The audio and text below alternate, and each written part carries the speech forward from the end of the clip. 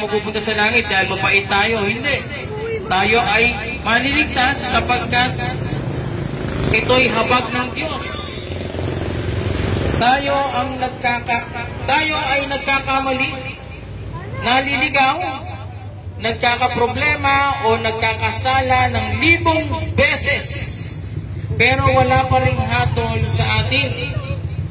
Tayo ay bagong nilalang dahil sa Panginoong Jesus.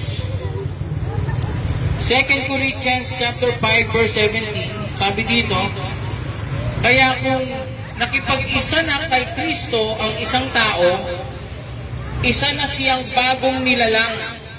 Wala na ang dati niyang pagkatao, sa halip ito'y napalitan na ng bago. Kaya, nung tayo ay naligtas sa ating mga kasalanan, tayo ay nakatakas sa puot ng Diyos na darating. Pero hindi tayo makatakas sa hirap at pagod na dala ng mundo. Bagkus, tayo ay mamumuhay na kasama sa presensya ng ating mahabaging mapagmahal na Diyos na nasa langit. Siya ay laging kasama natin